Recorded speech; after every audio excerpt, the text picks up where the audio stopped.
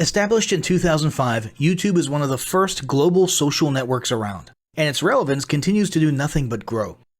The video content posted, viewed, and shared on YouTube can be watched on desktops, laptops, notebooks, smartphones, and now smart TVs, any time of day or night. YouTube attracts a larger range of demographics across all ages, hobbies, interests, and careers than any other social media platform. And YouTube videos can generate high search engine page ranking. And of course, the most obvious benefit is that the combined audio and visual aspects of video content will make your message much more memorable than plain textual content. As the demand for quality video content increases, YouTube continues to gain more subscribers. Let's have a closer look at the statistics to gain a better idea of the benefits of creating an organic video marketing strategy. Worldwide, YouTube has over 1 billion users. Yes, a billion. And a whopping 30 million of them watch videos every day. An astounding 5 billion videos are viewed each day, totaling in over 500 million hours of daily viewing. Over 300,000 new videos are uploaded daily. 80% of people ages 18 to 49 regularly watch YouTube videos. Over 50% of YouTube videos are viewed on mobile devices. The average mobile viewing session lasts 40 minutes. So there's an amazing opportunity to connect with your audience there. 38% of users are female and 62% are male. So clearly the general stats and demographics are there. And by themselves, they justify using YouTube as a marketing channel. But the marketing-related stats are even more compelling. Today, around 87% of online marketers use video content. 1/3 of all online activity is watching videos. 92% of mobile video viewers share the content that they watch. And when given the choice, 59% of executives will choose video content over written articles. Video drives a 157% increase in organic traffic from search engine result pages, or SERPs. The click-through rate of email with videos is 96% higher. Content retention increases from 10% to 95% when comparing video to text.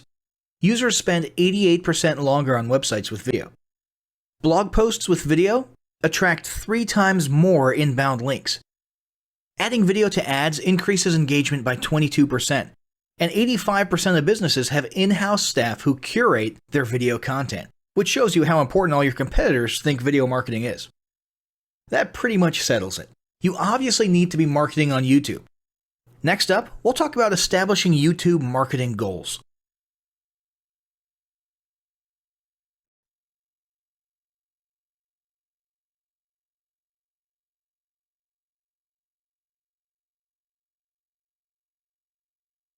Establishing marketing goals is critical to the success of your YouTube marketing.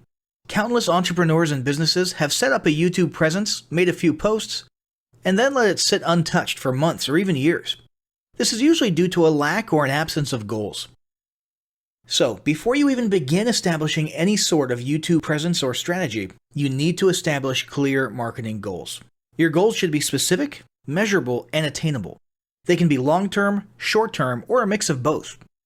Deadlines and milestones can be helpful as well.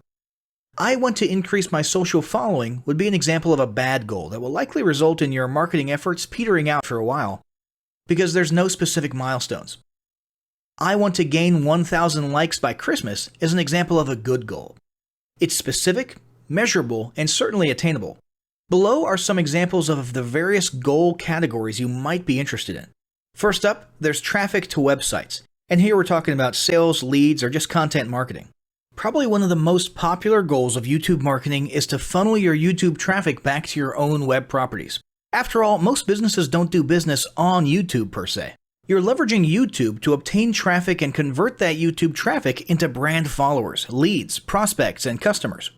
So maybe your goal is to get people to a landing page with a free offer where they can subscribe to your list and become a lead. Maybe they're being sent to a sales page or an e-commerce store. Maybe you just want to do some content marketing, so you send them to your blog. Whatever the case, the end goal for a lot of businesses will likely be bringing YouTube traffic away from YouTube and over to their own web properties. Next up, there's social following, which we like to call YouTube as autoresponder.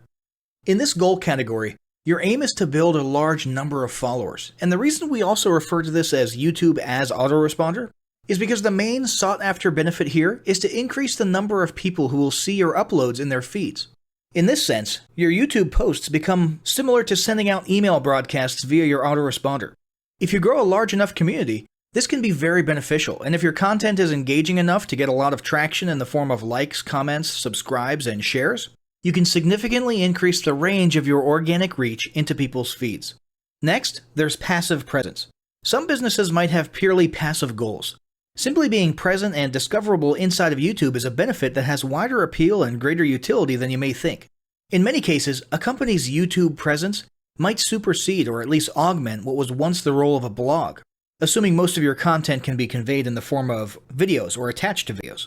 When people come across this content of yours and they look at your channel, they can see some basic info about your brand or business, and you can get some traffic to your website. The same approach can also be used for events, communities, and brands. After that, there's brand awareness. Another goal that's less thought about might be spreading brand awareness and recognition. If you're just starting out, there's a good chance your brand might be in need of a jump start.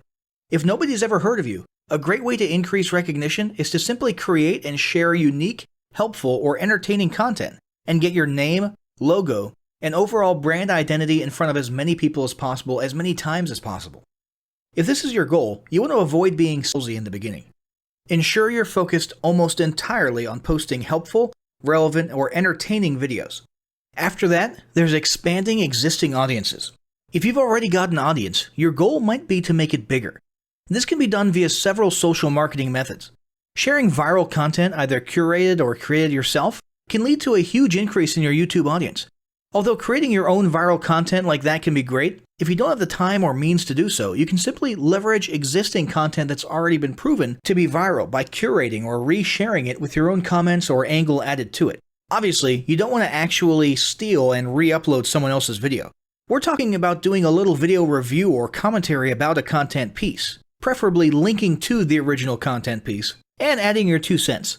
Also, a few humorous videos can't hurt either. Other ways to expand existing audiences can include contests, sweepstakes, and gamification. Assuming your offers or prizes are compelling enough, incentivized sharing, liking, and subscribing can be very effective. Just ensure your methods are permitted by YouTube's terms of service. Enhancing or repairing public relations. Do you want to set your company apart in the public eye? Do you want to associate your brand with feelings of goodwill and community involvement?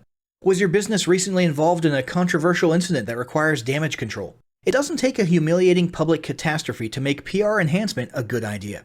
This is a goal that any business can engage in. Non-sales related campaigns can include videos that foster positive values and goodwill, or even involvement in social movements, or noble causes. On the social movement side of things, be careful not to alienate half your prospects, though. Did your business recently donate to a charity? Build a school in a third world country? Serve food at a local pantry? These are all great things to post about. If not, then they don't necessarily need to be about things that you and your business participate in specifically. They can be content about general things, like a heartwarming video about helping the poor or caring for the elderly. Special holidays like Christmas, Thanksgiving, or Mother's Day also present opportunities to leverage emotions, foster goodwill, and enhance your PR. Next, there's market research. A hugely beneficial goal of YouTube marketing is market research. If you're just starting your business or going down a new path, YouTube can be an excellent place to learn more about your audience and your market. This can be done in a structured way with things like mentioning surveys and questionnaires at the end of your videos and linking to them in the description, or in a less structured way by simply engaging with your audience, commenting, asking questions, and so on.